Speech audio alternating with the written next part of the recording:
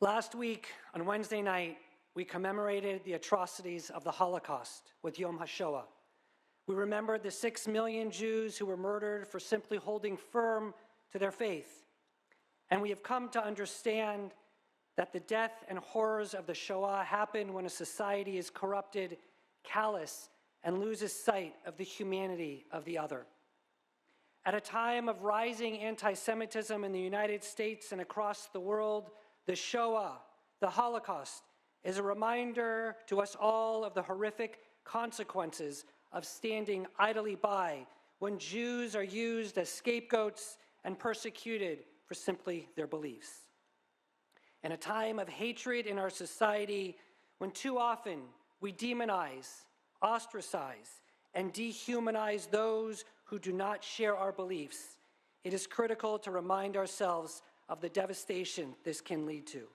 We must never allow ourselves or our community to lose empathy for the other and to relegate anyone to something other than the human being they are, created in the image of God. As the sage Hillel and the namesake of the organization I have the honor to serve teaches, Uvemakom she'ein anashim hishtadel liot ish. In a place in which there is no humanity, strive to bring humanity into this world. May you all, as leaders of this wonderful state of California, be blessed with the courage, clarity, empathy, and moral drive to learn the lessons of the Shoah, never standing idly by and always striving to bring humanity into our world. Members, I ask that you join me in the Pledge of Allegiance to our flag that led our forebears in the fight against Nazism as they liberated the camps. I pledge allegiance to the flag of the United States of America and to the republic for which it stands, one nation, under God, indivisible, with liberty and justice for all. Yitgadal v'yitgada shemei Rabbah. Be'almad divra chirutei v'yemlach malchutei be'achayon be'chayechon u'v'mechon u'v'chaye b'chol beit Yisrael be'agala u'v'zman kari v'imru amen. Yehei shmei Rabbah mevarech le'olam olmaya almaya v'ulalmaya almaya. Yiparach v'yishtabach v'yitpa'ar v'yitraman v'yitnaseh v'yitadar, v'yitaleh, v'yitalal, shemek dikudsha birichu. Leila min ko birchata, birshata, tushbechata, v'nechemata, de'amrin, be'alma, v'imru amen. Yehei shlama rabba min shamaya v'chaim aleinu v'al kol Yisrael v'imru amen. Ose shalom bimromav, uyase shalom aleinu, ve'al kol Yisrael v'imru amen.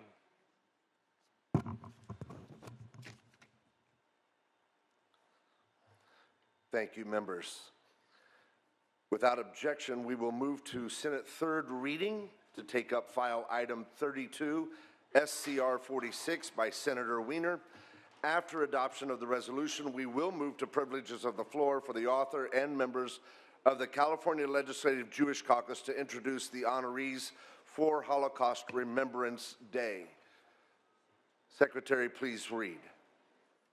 Senate Concurrent Resolution 46 by Senator Wiener relative to California Holocaust Memorial Day. Senator Wiener, you are recognized.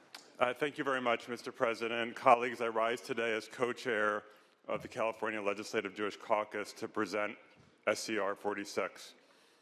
Each year, our Jewish caucus brings this ceremony and resolution to the floor of this body. We bring survivors and their descendants to the Senate floor because we see it as a solemn duty. We do this for our community so we can see how far we have come from exclusion and persecution and extermination to having our histories amplified in the halls of power. We do this to fulfill our sacred obligation to remember and to mourn those who lost their lives. and we do it to educate and reaffirm our commitment that the horrors of the Holocaust should never happen again, not to our community or any community. Too many in our state and in our country are woefully unfamiliar with the Holocaust. Earlier this year, the Governor's Council on Holocaust and Genocide Education, on which I am honored to serve, released its annual inaugural report, and the findings were disturbing. Only 26% of school districts in California that were surveyed had Holocaust or genocide education in their classrooms. This is deeply troubling, especially given the moment in which we find ourselves. We as elected officials are privileged to be serving at a time when our voice and our faithful execution of our duties is more important than ever. We are simultaneously dealing with rising anti-Semitism and rising authoritarianism, which are a toxic and deadly combination. Across this country and in California, we've seen the proliferation and normalization of anti-Semitism on both right and left. Hatred against Jews is not new. What is novel, at least in recent memory, is the frequency and spread and normalization of this hatred in modern America. It's something that I never expected to see in my lifetime. At the same time, we have a president who is using anti-Semitism as a pretext to attack universities and to deport students for exercising free speech. I want to be clear, anti-Semitism is quite real, including at times on college campuses. But this administration's response to anti-Semitism is not about Jews or anti-Semitism. Rather, it's about pushing this president's authoritarian agenda in the name of the Jewish people and in the name of fighting anti-Semitism. This pretextual reliance on anti-Semitism makes Jews less safe and endangers our democracy. Last week, our caucus shared with your offices posters containing the famed poem by Martin Niemöller, quote, "First They Came." You can find the poem in the program on your desk. I was heartened to see how many of you chose to put the posters up. We shared this poem to highlight the importance that we stand together against hate, that we stand together against fascism, and that we stand together against those who would seek to divide us. 6 million Jews died in the Holocaust. 2/3 of Europe's Jews lost their lives. Even today, 80 years later, there are still fewer Jews alive in this world, 14 million, than there were before the Holocaust. After all this time, we do not have the same number of Jews that we had before the Holocaust. Half of those Jews live in Israel. The other half mostly live in the US. And the Jews were not alone in these camps, in this extermination. Millions of Roma, LGBTQ people, disabled individuals, political prisoners lost their lives under Nazi rule. The scale of the destruction is hard to imagine. Yet it is vital that we remember. These are lives, not numbers. To sit with and consider that every life taken was a member of a community, had a family, is absolutely soul-crushing. We must remember that these atrocities, we must remember that the atrocities that were committed did not just happen. We have to remember what led to them. The erosion in the 1920s and 1930s in Germany of a constitutional republic, the consolidation of power, the erasure of checks and balances in what had been a thriving democracy. The Holocaust did not start with concentration camps, but with the rise of Hitler and the Nazi Party to power, and we must always remember that the laws or that the actions that dehumanized Jews overwhelmingly were as the result of legislation, official government acts by the government of Germany. The Nazis excluded Jews legally by passing laws from everyday parts of life. They enacted laws that explicitly discriminated against Jews, dehumanized them, erased their existence from public life, made it impossible for them to own property, to run businesses, to live normal lives. The Nazi regime also organized violence against the community, not just inside the camps, but in society generally.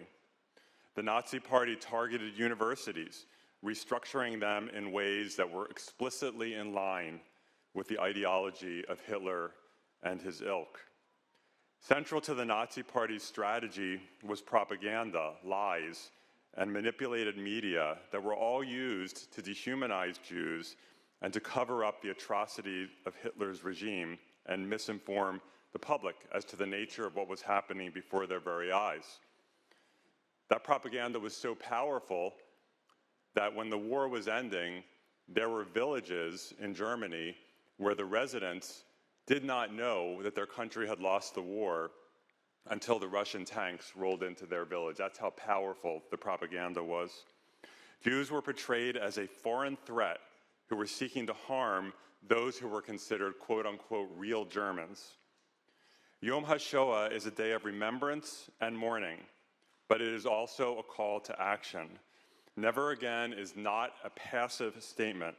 It is an affirmation of our values.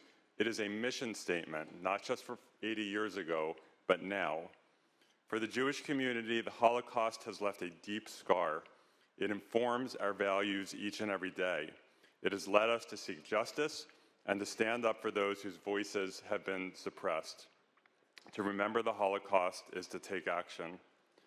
90% of Jews in Lithuania, the country from which part of my family immigrated in the early 1900s, 90% of Jews in Lithuania died in the Holocaust. Poland, the most populous and vibrant Jewish community in Europe at that time, went from 3.3 million Jews before the Holocaust to about 100,000 Jews 6 years later. In the camps, Jews were experimented upon, were starved, were made to be incredibly sick and not treated, and were forced to engage in labor. We have brought survivors and their descendants here today to honor them. We ask that you listen to their stories and learn from them, and we ask that you take action to ensure that no people ever suffer the same fate again.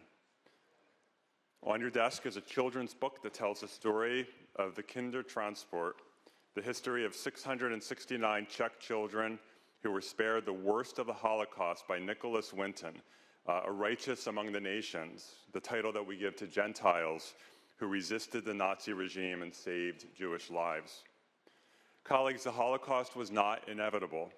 Humans are not born evil. It was the result of choice and a series of horrific political events. We can choose differently. I ask that we honor those whose names have been lost and may never be recovered. Before I close, please join me in a moment of silence as we remember those who lost their lives in the Shoah.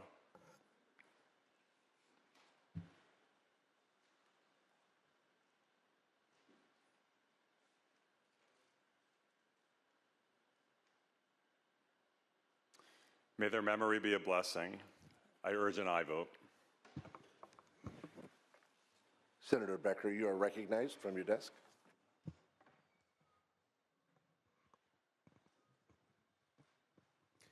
Thank you. I rise today as Vice Chair of the Legislative Jewish Caucus in support of this resolution.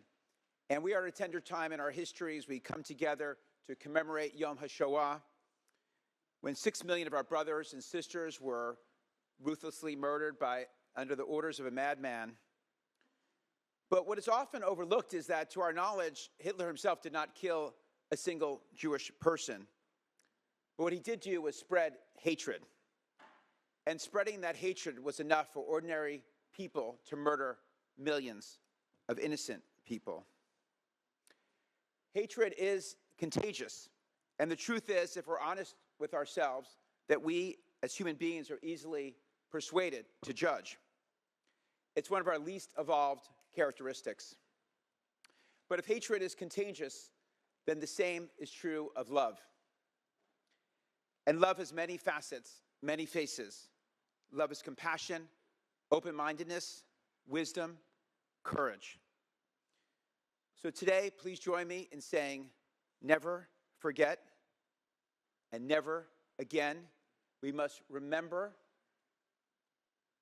the memories of those who were lost and honor them today. Please join me in voting aye on SCR 46. Thank you. Senator Smallwood Cuevas, you are recognized. Thank you, Mr. President. Today, I rise on behalf of the Legislative Black Caucus in support of SCR 46, recognizing California Holocaust Memorial Day.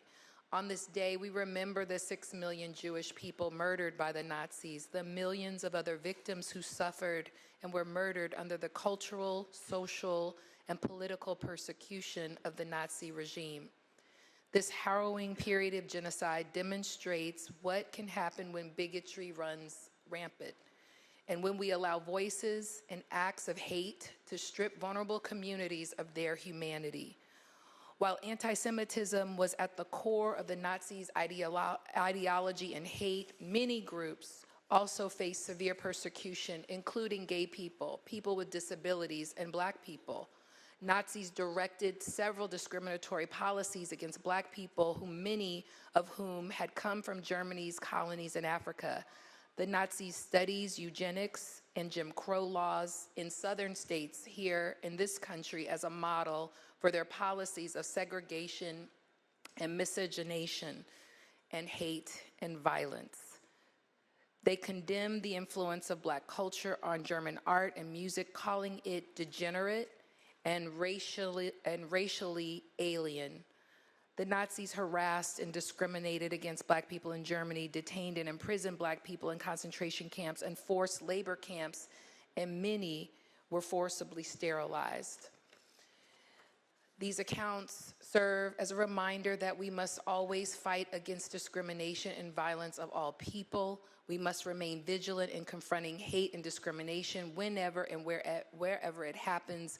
We must continue to educate our youth and ourselves in our history of the Holocaust and other genocides led by those communities most impacted. Those who do not know their history are bound to repeat it, and we are seeing that in very stark ways in this country today. As I reflect on Charlottesville and what is happening now in so many communities, as we recognize Holocaust Memorial Day, let us commit ourselves to promoting human dignity, solidarity of love, and a just society for all. And I respectfully ask for your aye vote. Senator Caballero, you are recognized. Thank you, Mr. President and members. On behalf of the Legislative Women's Caucus and the Latino Legislative Caucus, I rise in strong support of SCR 46. Holocaust Remembrance Day is not only a day of reflection, but also a powerful call to action. It is a day to honor the memory of millions of people, Jewish men, women, and children, who were systematically murdered during one of the darkest chapters in human history. But this day serves a greater purpose beyond remembrance. It reminds us of the depth of cruelty that can emerge when hatred is allowed to flourish unchecked, and it calls on us to ensure that such atrocities are never repeated. In times of great polarization and division, it's important to remember the strength of human spirit. As Holocaust survivor Viktor E. Frankl wrote, quote, "We who lived in concentration camps can remember the men who walked through the huts, comforting others, giving away their last piece of breath. They may have been few in number, but they offer sufficient proof that everything can be taken from a man but one thing, the last of the human freedoms, to choose one's attitude in any given set of circumstances." Frankl's words remind us that even in the darkest moments, we have the power to choose our response, our compassion, our integrity, and our humanity. In the face of rising division and anti-immigrant rhetoric, we are called to rise above hate, to hold steadfast to our shared values of dignity, respect, and justice. This resolution provides us with an invaluable opportunity to come together across all communities and reaffirm those values. It is a reminder that we are stronger when we stand united, especially in the face of rising hate speech, religious persecution, anti-Semitism, deportations, name-calling, social media bullying, social aggression, and scapegoating. As members of the Women's Caucus and the Latino Caucus, we recognize that the fight against intolerance is not limited to any one group.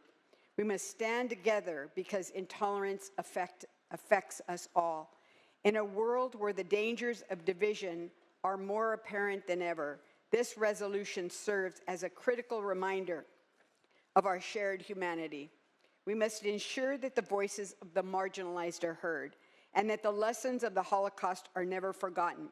For it is only through remembrance and education that we can prevent future atrocities and create a shift from a system of chronic wars, social injustice, and environmental destruction to one of peace, social justice, acceptance, and ecological balance.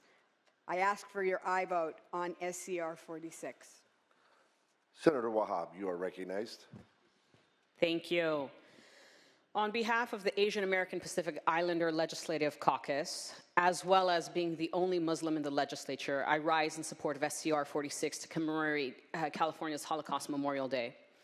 It has already been stated that it's not just the Jewish community that suffered during the Holocaust. We saw millions of people die. Blacks, disabled individuals, twins, and other people. People that are genuinely lost and forgotten, cannot have their lives and start their lives and live their lives. The echoes of the Holocaust still ring today. Their stories and narratives remain for all of us to learn from and remind us that the fight for human rights and justice continues. In fact, California's commitment to sharing these stories and narratives teach younger generations about the victims who survived and fought against discrimination and anti-Semitism. The AAPI community stands with our Jewish brothers and sisters in the fight against hate, against intolerance, and against racism. But what is shocking today is that this country, the country that was built on bringing people of diverse backgrounds to be an American, is also suffering from what we have seen almost 100 years ago. We are seeing today that celebrities and politicians and businessmen are glorifying the swastika and the Nazi salute in public settings, identifying that it is okay, it's cool, it's popular to have symbols of hate, historic symbols of hate, promoted to sell items, to talk about how one community is better than another community. We are seeing that across this nation. And we are seeing it by individuals who hold power. We talk about freedom of speech, and yet each word, each action is incredibly important and can affect many, many generations to come. The reality is that we also need to ensure that we are staying vigilant to every form of hate that is happening today, whether it's our undocumented community that are looking to survive and feeding the majority of America, or whether it is foster youth and our homeless individuals that have no support, no system, as well as the individuals that are being deported daily, or the fact that people even say, let's go after this community, let's drop bombs, let's create war. All of those statements, all of those actions create hate. And I want to highlight that because we have to be extremely vigilant when we are seeing hate. And it may be hate that we are unfamiliar with, that is normalized, whether it's anti-Semitism, Islamophobia, anti-immigrant rights, even free speech, even against the against the LGBTQ community and so much more. It is our job to hold people accountable. And we are seeing billionaires continue to highlight that it's okay, that this is a trend, that it's us versus them, that there can be marches full of people wearing masks and carrying tiki torches and preaching anti-Semitism. And yet nothing is being done, nothing is being said. And so I stand here proud and thank the senator from San Francisco for bringing this resolution forward. That we not only have to remember the past and all the victims of the Holocaust, but that we also must elevate the entire message of what we learned during the Holocaust. And that is to love each other, make space for each other, and also support each other. So we are standing for peace. I respectfully ask for an aye vote for SCR 46. Thank you. Senator Strickland, you are recognized. Thank you, Mr. President. Members, I rise in support of SCR 46. We must always remember one of the darkest moments in human history in the Holocaust. My children always ask me when they went to school why they had to learn history. And I believe the key to learning history is so we don't make mistakes of the past, because we'll be doomed to repeat those mistakes if we don't learn from history. I think it's unacceptable that our senator who brought this forward from San Francisco said only 26% of the students across the state of California are taught about the Holocaust. I think that's unacceptable. We need to make sure all of our children and our children's children learn from this horrific time in human history so we don't repeat that in the future. And I will end with Dr. King once said, injustice anywhere is a threat to justice everywhere. And it's key that our future generations learn from us. And I want to thank the senator from San Francisco for bringing this forward, and all the people. And I also want to encourage all the members. There's heroes out here who are survivors, who are living history that we should talk to about their living history of what they had to go through. And hopefully no generation in the future has to do or go through what this generation went through in the past.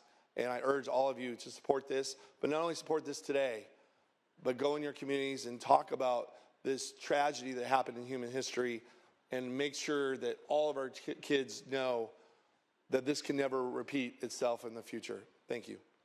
Senator Menjivar, you are recognized. Thank you, Mr. President.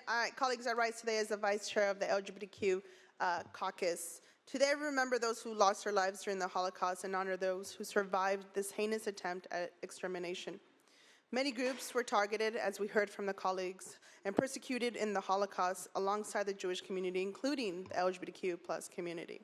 While many are aware that Hitler and the Nazi Party targeted gay men, forcing them to wear a pink triangle that a lot of my colleagues are wearing today to brand them as homosexual, equivalent to the yellow star that Jewish people were required to wear, many are not aware of the plight of queer women during this time.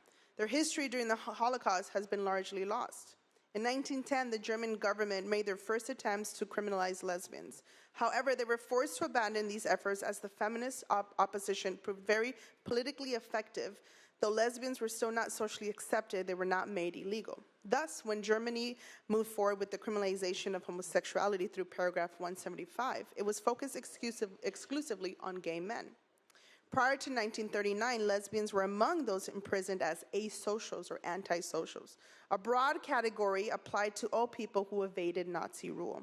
These detainees were considered socially maladjusted, and all asocials were identified through a black, drawn, downturned triangle that I wear today.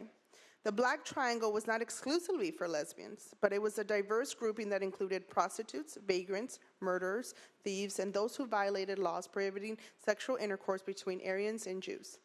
Thus, lesbians were not as readily identifiable as were gay men, whose pink marking exclusively signified their homosexuality, rendering many lesbians as largely invisible. But not on the front lines.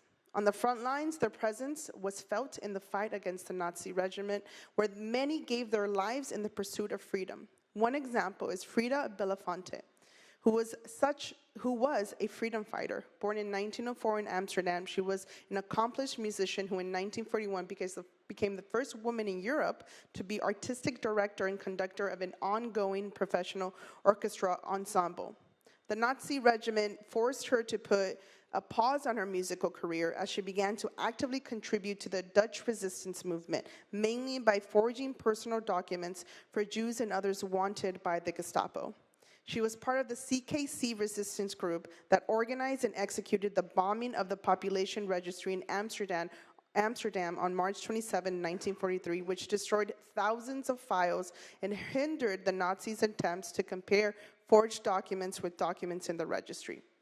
Frida was then forced into hiding and disguised herself as a man for months while the French underground helped smuggle her into Switzerland, which required her to cross the Alps on foot in the winter of 1944. Eventually, Frida immigrated to our beautiful state of California and settled in Laguna Beach and joined the music faculty of UCLA in 1949. So today, as we bear witness to the horrors of the Holocaust, let us honor those who fought for what was right, who risked their lives in face of a fascist government so that all people could live free of oppression. Let us remember people like Frida, and with that, asking for an aye vote on SCR 46. Thank you. Senator Grove, you are recognized. Thank you, Mr. President. I, too, thank the good senator from San Francisco in bringing forth SCR 46. I am disappointed, however, that he made it political regarding President Trump and the administration. I'd like to set the record straight. There is no greater ally than President Trump and his administration, the promise keeper to Israel. According to factual interview, these are the actions. President Trump was the president who moved the U.S. Embassy to Jerusalem. In 2018, he officially moved the U.S. Embassy, even after many promises had been made from previous presidents. He recognized Israeli sovereignty over the Golan Heights. He brokered the Abraham Accords and withdrew from the Iran nuclear deal. He issued an executive order combating anti-Semitism. He increased military aid to Israel.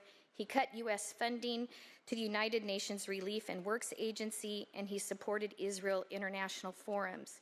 He also recently cut funding to universities who had anti-Semitic protests swarming their capitals calling for the genocide of Jews. The statement was from the river to the sea. I wasn't planning on saying that. I had conversations with my staff that I was going to talk about my father, who was a medic in World War II and rescued individuals from the camps, internment camps. He was not a good man. I mean, most people would not want to grow up under the rule that my father had, but he did serve in the United States Army, and he did rescue individuals from these internment camps. And I can't help but think that maybe some of the things that he experienced in World War II caused him to be the person outside of the military that he was. When he passed away, my brothers and my sister and I were in charge of taking his stuff out of his house, and we found these 3 big trunks in the back of his tool shed. And we opened them. There were flags, swastika flags, that when they overtook an area of the war, they could tear those flags down so that Nazis would not have authority over that as a memento. There were also some photographs that were taken by a photographer that followed that regiment around, and people that came up to him in the concentration camps were skeletal, almost not recognizable. And so I think about the things that he went and endured while he provided service to our country during World War II. And then I really got a somewhat firsthand look when I did a tour to Birkenau. A group of individuals, pastors, and some legislators went to Birkenau. They actually tried to reenact, kind of, in some way, what our Jewish families and communities faced during that time. They dropped you off at the tracks, where you walked over a mile to the barracks and the check-in facility. You passed a room and it was full of luggage, all types of luggage, leather, just all types of luggage. And then the next room was full of thousands upon thousands of pairs of shoes, adult shoes, men's shoes, women's shoes, and children's shoes. Then the next room you went into was as tall as the building was, at least 30 feet tall, of nothing but hair.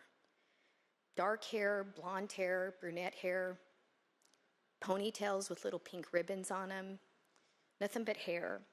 And then you went into another facility where they showed you films of what was happening in the medical experiences, the brutality that took place. And then you went to the barracks where they were stacked on top, 6 high, 5 people to like a twin-size bed cot. And then you went to the place where they had the toilets. And this is like not appropriate, I don't think, to say on the floor, but I remembered seeing a photo that my dad had in his trunk of a little boy barely breathing, barely with his face out of the human feces in a toilet where he would hide when uncertainty was happening.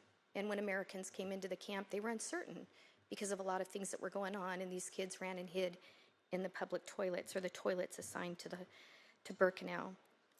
I agree with my colleague from San Francisco. We do agree on a lot of things, even though we're from completely different parties and we have completely different ideologies. But I agree that this should be in every school and that every child should learn about the Holocaust and what happened so it doesn't happen again. And I agree that we should never forget what happened. And I see the stuff that happens in this world today and the comments that were made about bombing other countries. I can tell you that the United States would have never authorized or allowed or participated in bombing another country if they didn't execute October 7th and try to start this entire process all over again. I respectfully ask for an aye vote for SCR 46. Senator Archuleta, you are recognized. Thank you, Mr. Chair. I rise in support of SCR 46, but I would like to share with you, everyone, as the chair of the Military and Veterans Committee, I've been honored to speak with so many veterans over my lifetime as a veteran myself. But just recently, I presented a scroll to a 100-year-old veteran, 100 years old.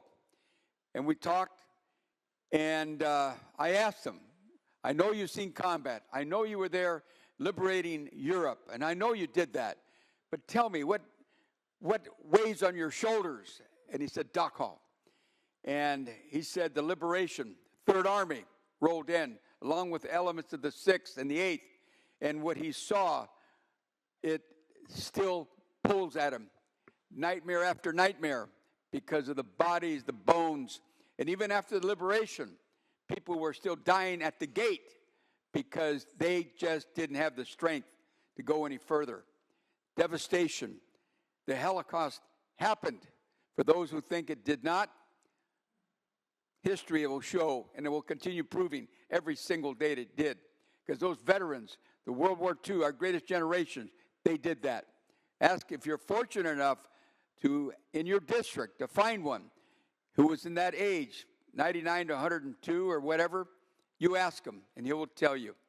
But that's what America's about, that we freed those individuals, but we must never forget. So those in the military, God bless you for your service to our greatest generation. Veterans, thank you for your service. And to our senator from San Francisco, I would like to have a copy of your script because the data, the statistics you have there are overwhelming. And I think we should all have a copy. When you're talking about millions of people with only 100,000 surviving, that means a lot. So for the guests that are here today, God bless you. We will never forget. Thank you. Thank you. Senator Araguin, you are recognized. Thank you, Mr. President. I wasn't going to speak, but I feel compelled to say a few words in recognition of Holocaust Remembrance Day. And I want to thank my colleague from San Francisco for bringing this important resolution forward. I stand in strong support of SCR 46. And I want to thank the survivors for being here today and the families of the survivors as well, not only for your courage for surviving this atrocity, but being a symbol of what happened. Because it's incredible that to this day, there are people that deny the Holocaust happened. And you are an example of not only the atrocities of what happened during the Holocaust, but why it's important that we say that never again must really be never again. When I was the mayor of Berkeley, I was proud in 2022 to visit Israel with the Jewish Community Relations Council. And the most memorable part of that trip was my visit to Yad Vashem, the Holocaust Memorial in Jerusalem, and to see the exhibits showing the historical progression over millennia of anti-Semitism, but the escalation under the Hitler regime of state-sanctioned hate, but leading to violence and ultimately murder of Jews and of Gypsies and of LGBTQ Europeans and others who are being othered and discriminated against by the Hitler regime. And to see this happen for somebody who's not Jewish really left a significant imprint on me about not just how can humanity do this, but how can we not speak out against this? And so that's why today's resolution and this recognition is so important, because it's happening today. Fast forward to the present time. In my city of Berkeley in 2017, we had neo-Nazis marching on the streets of Berkeley. We've seen the increase of Nazism and anti-Semitism throughout this country, the normalization of hate by our leaders, and like I said, the shocking denial that the Holocaust actually happened, and the rise of anti-Semitism, which has resulted in the increase of hate crimes against Jews and also against other communities as well, including our Muslim community. So let's today not just be an opportunity to honor the survivors and reflect on what happened, but let this be an opportunity to commit ourselves to educate future generations about the atrocity of the Holocaust. And I agree with the comments of the senator from San Francisco. This must be part of the curriculum at every school in the state of California. So let's commit ourselves to say that never again must be never again. I respectfully ask for an aye vote. Senator Choi, you are recognized. Thank you, President. I too rise today in strong support of this resolution to honor the memory of these 6 million Jews and the countless other innocent victims who perished in the Holocaust. We remember not just the scale of the tragedy, but the human lives, families, and the communities that were destroyed. The Holocaust stands as one of the darkest chapters in human history, a stark warning of what happens when hatred, bigotry, and indifference are allowed to grow unchecked. As we reflect today, we commit ourselves to the principles of dignity, tolerance, and justice. This is not only remembrance of the past, it is a call to action for the present and the future. We must stand vigilant against anti-Semitism, racism, and all forms of hatred wherever they arise, including Asian hate. I urge all my colleagues to join me in passing this resolution and ensuring that we never forget. Thank you. Senator Perez, you are recognized. Thank you, and thank you to the good senator from San Francisco for bringing SR 46 forward for Holocaust Remembrance Day. You know, I appreciated the comments from the senator from Bakersfield. My grandfather fought in World War II as well and took great pride in doing so and in killing Nazis. And oftentimes talked to me, you know, when I was a young girl about the hatred that he saw, the awful things that he saw about 7 years ago. And, you know, my uncle had determined that, you know, I was old enough to have some of these deeper conversations, showed to me that, you know, after my grandfather was in the war, many of the people he killed, he stripped them of his weapons, and we still have many of those things, and they're like artifacts of hate. It's shocking and it's scary. And I recognize that it is a hard conversation to have and to understand that the road to the rise of the Nazi regime that Adolf Hitler led, you know, did not happen overnight. There were many things that happened before that occurred to cause these events and to cause these horrific events. And I think it's really important for us to recognize that we are in a very dark time where we're watching very disturbing trends and themes come up, and we need to have a conversation about that. And permission to read? Permission granted, without objection. I'd like to just bring up a couple of concerning parallels. You know, first and foremost, executive orders targeting diversity, equity, and inclusion, restricting rights of specific groups such as transgender individuals, rapid implementation of discriminatory policies, using executive power to bypass legislative processes, scapegoating and divisive rhetoric, undermining civil rights protections, centralizing power. These are all themes that we are witnessing right now under President Trump's administration, and we need to acknowledge it. We need to talk about it. Part of the reason why we speak so much about the importance of educating our young people about the Holocaust, about genocide, is so that we can avoid these events repeating themselves. But it's important to also realize that those events started with these other disturbing trends, this divisive language, targeting of minority groups.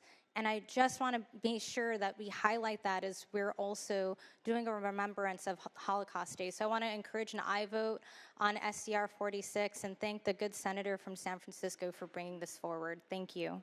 Senator Stern, you are recognized. Thank you, Mr. President.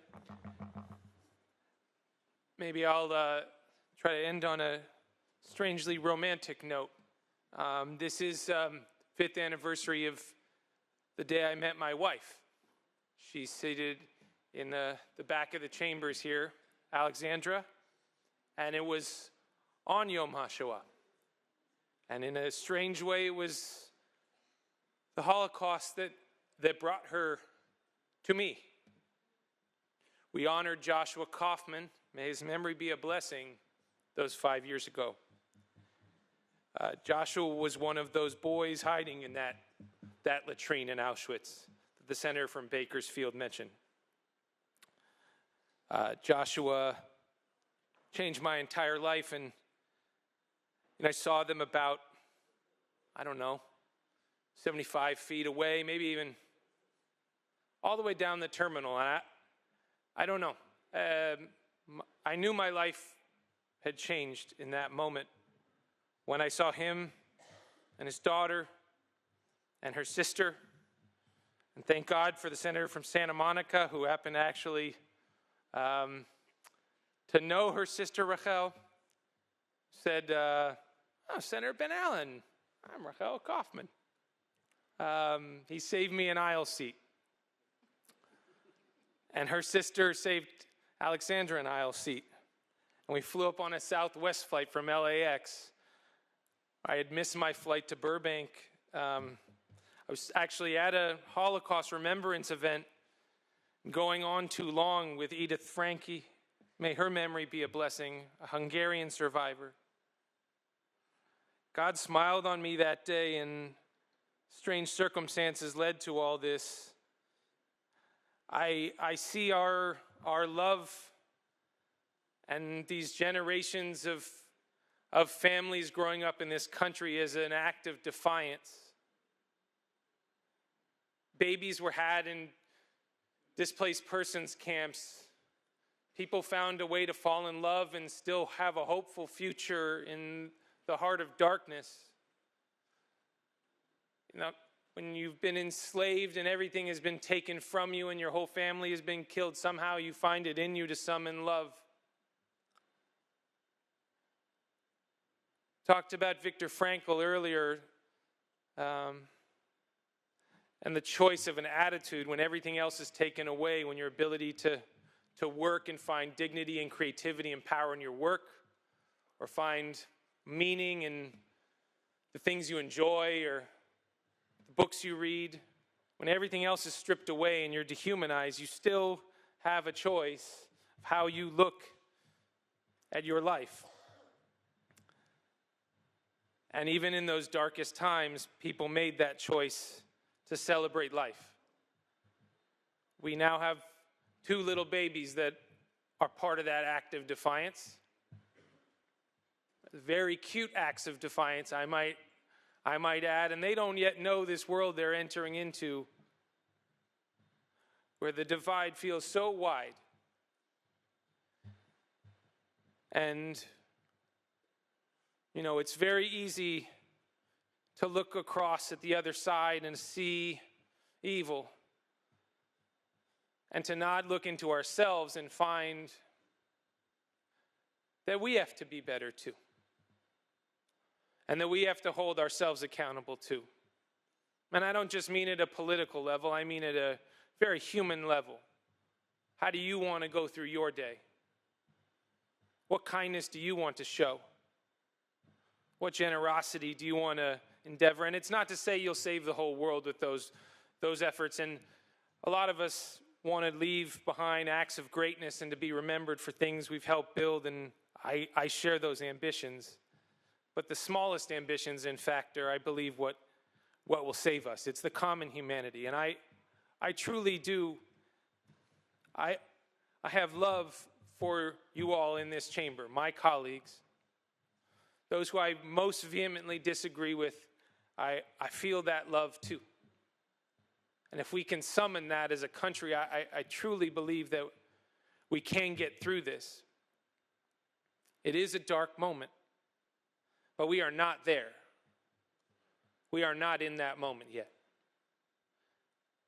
That is not the America we live in. And yes, there are the warning signs and the fear, and when you're at a music festival and a banner comes down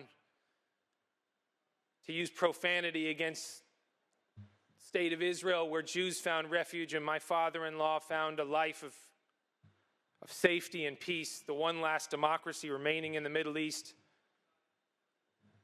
to treat that as some kind of genocidal or terrorist operation, and to hear the kind of division that's happening, it defends me to my core. And yet still, as an American, I know that we have to defend even that speech, even that swastika being sold on a t-shirt during the Super Bowl. Somehow that has its place too, and maybe it's just to wake us all up and realize that none of us are that perfect, and that we all are somehow complicit in this, and I search for that in my own self. I am so heartened by the diversity of voices across these caucuses and across this state and across these political lines. The prayer I read to open us up today, I'll close with permission to read. Mr. President, if you don't mind, just permission to read. Without objection. May the one who creates peace on high bring peace to us all. Amen. Senator Gonzalez, you are recognized. Thank you, Mr. President and members. I rise today in strong support of SCR 46. I want to thank my colleagues from the Jewish Caucus and all those who spoke today, and I want to thank the good colleague, my seatmate from San Francisco, for moving this forward. I don't want to say exactly what's been said already, but I will say that, you know, having been in Munich last year on a work trip and deciding at that moment, you know, I can go and shop and do all those things as my extracurricular time was available to me, or I can learn about this tragic moment in time. And I decided to go to Dachau, and I went. And I would say it was one of the most incredible experiences in the way that you read in a book, yes, but you can't really absorb it until you're actually there and step foot. And you absorb all of the emotions from history that were, again, that you read in these textbooks. And it was riveting. And I would advise all of the colleagues, if you have this opportunity, to go to a memorial, to go to one of these concentration camps that is now memorializing those that have passed, but more importantly, those that are still here with us today, then do it. because I agree the division is too stark, and we absolutely need to come together, regardless of who you voted for. It does not matter.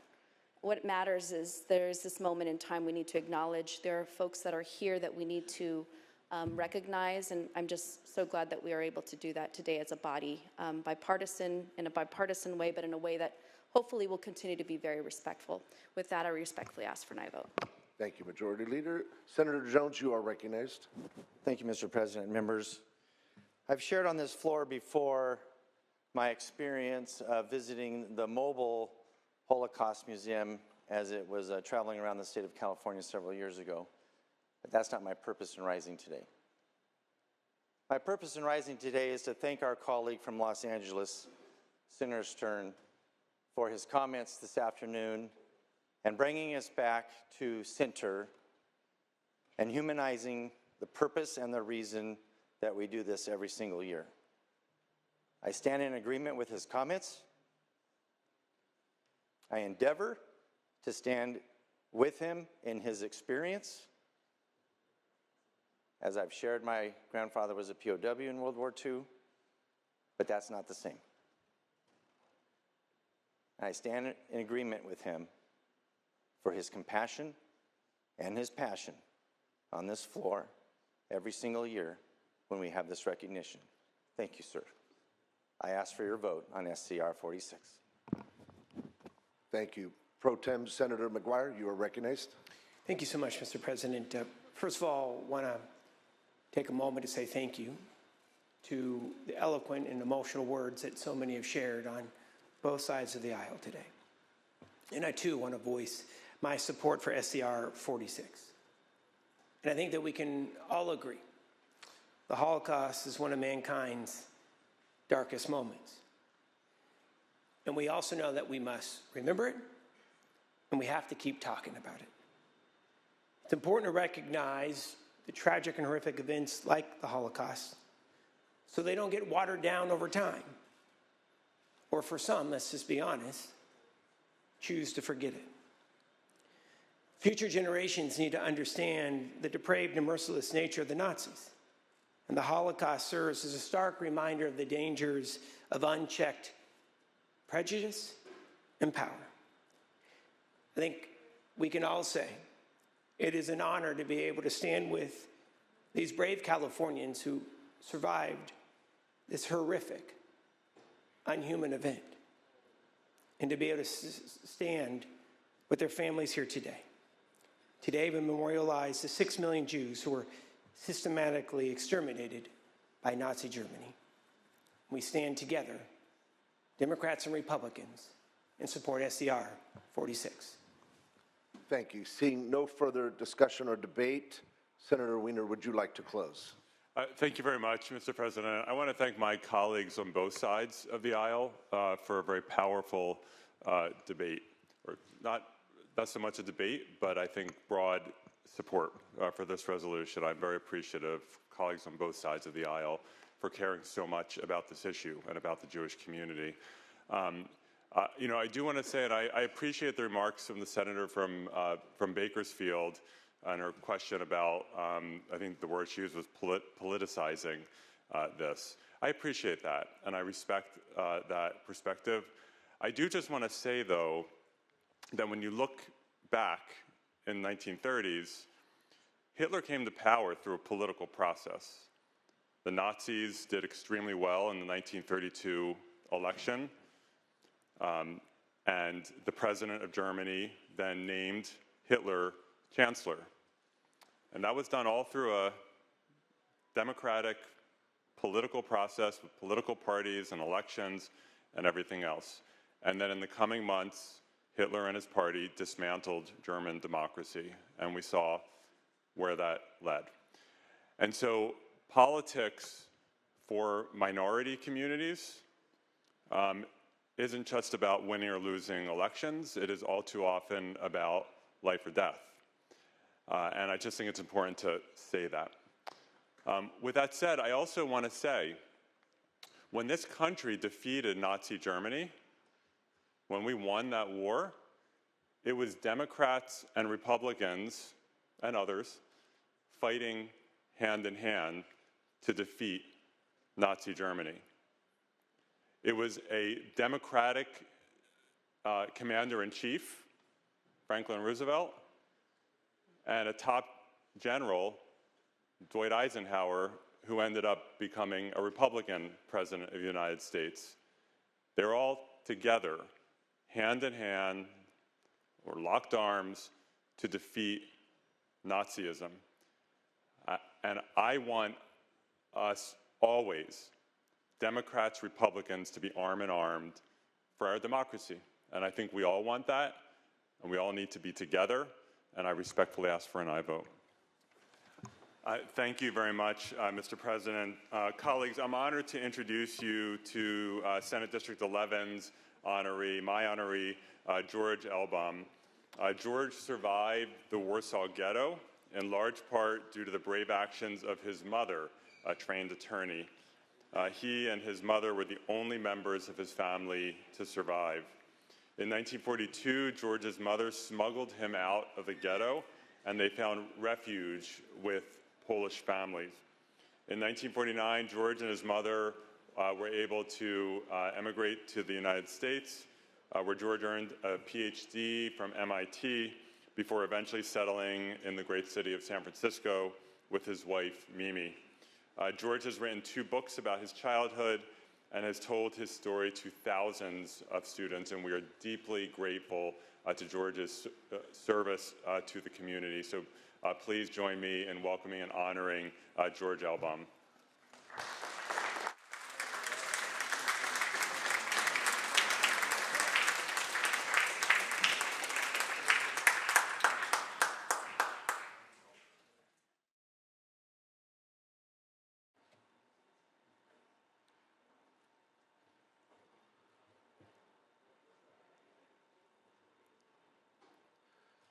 And Senator Becker, when you are ready, from the Pro Tem's desk for your guest introduction. Mr. President, I'm honored to recognize Jeanette Ringgold, a survivor whose life is a very, very powerful testament to courage, resilience, and hope. Jeanette was born in 1939 in Amsterdam in the Netherlands. As the horrors of the Holocaust intensified, especially after the birth of her younger brother in 1942, she was forced into hiding through the efforts of the resistance. Separated from her family, Jeanette spent her early childhood moving through 7 different families before finding safety with her foster parents, the Jansons, who sheltered her until the end of the war. After the liberation, Jeanette faced the devastating news that both her parents had been killed in the Holocaust at Auschwitz. In 1945, she united with her surviving uncle and grandmother, and later she and her brother were cared for by her aunt and uncle. By 1954, they made a new home in the United States, eventually settling here in California. Jeanette and her husband, Alan, raised their 2 daughters in Menlo Park, building a life grounded in family, strength, and community. Her message is clear and vital. She survived because of the courageous actions of ordinary people who chose to do what was right. Please join me in honoring Jeanette, a living reminder of the power of humanity in the face of unimaginable darkness. Thank you.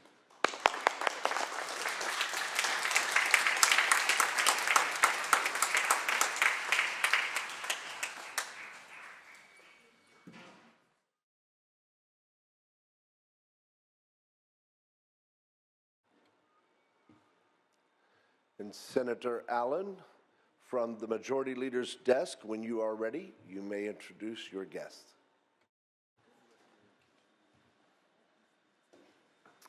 Members, it's a real privilege to honor Ava Bretler here on the Senate floor. Ava's story is one of resilience and compassion, and also taking her terrible experience and turning it into something that would benefit future generations and educate future generations as she tells the story of her incredible hardship that she faced. As a child in Hungary, she had to learn how to adapt and navigate rapidly changing circumstances and learn how to be independent from a very young age.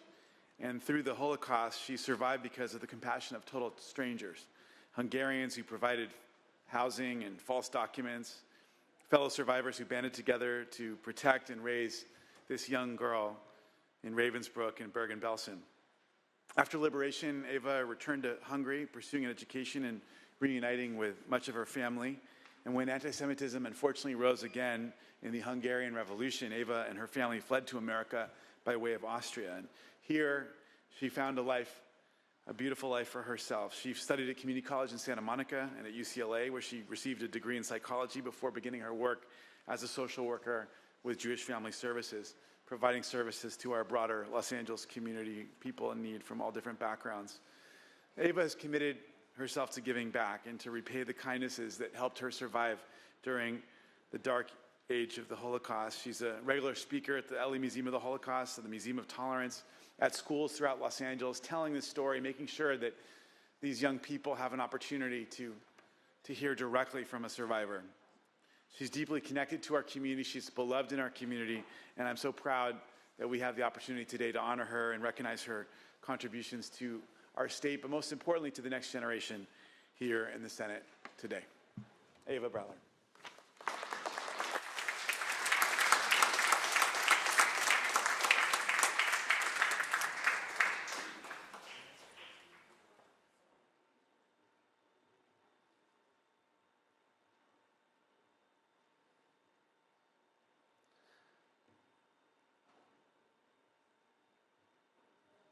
And Senator Wiener, from the Majority Leader's desk, you may present or introduce your guest. Thank you, Mr. President, and for permission to use a prop during the... Without objection. Thank you. Mr. President, colleagues, on behalf of Senator Rubio, I'm proud to introduce her honoree, Solvay Sko. Solvay is a San Gabriel Valley-based writer and musician, and the proud Jewish American granddaughter of Holocaust survivors. Her late grandmother Ethel, a Jewish Polish Holocaust survivor, came as a refugee to the United States in 1949 with Solvay's grandfather and then 3-month-old mother, who was born in a German displaced persons camp. Unfortunately, other members of her family did not survive the Nazi atrocities of World War II. Her grandmother was the strongest person she'd ever known, and she brings to the Senate floor today a portrait of her late grandmother, which she is holding. Solvay is a testament to her grandmother's strength, and her legacy lives on, particularly in her recent song, quote, "This is my Jewish heart," which is in part about her late grandmother being a Holocaust survivor and about Jewish resilience. Please join me in welcoming and honoring Solvay Sko.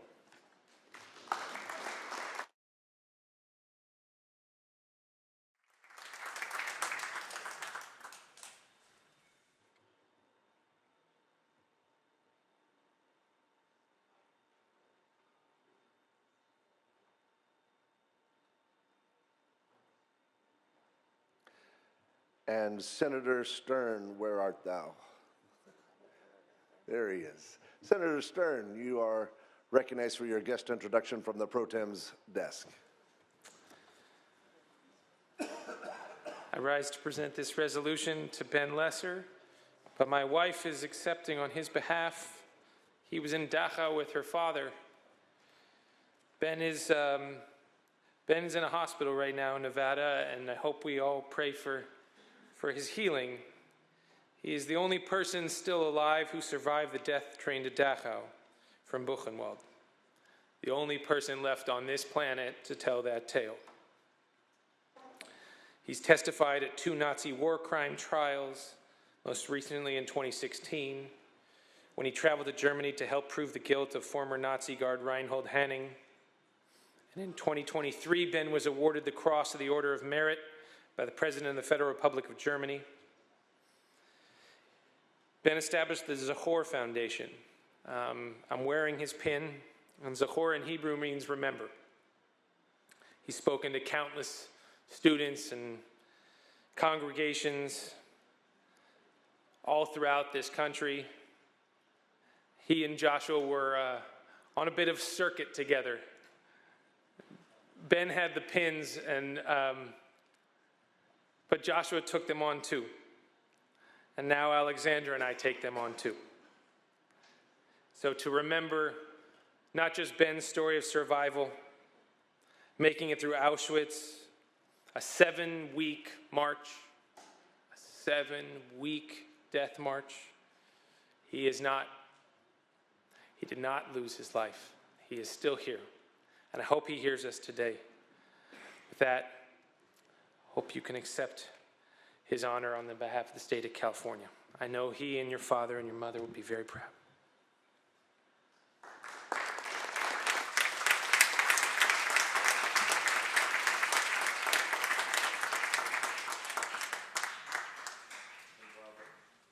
And while they're taking pictures, how appropriate to have Senator Stern's guest, his wife, on the floor with us today. Let's welcome her as well. Will the Jewish Caucus please gather in the back for a picture with all those that were introduced? The Jewish Caucus, if you'll gather in the back for a picture with all those that were introduced.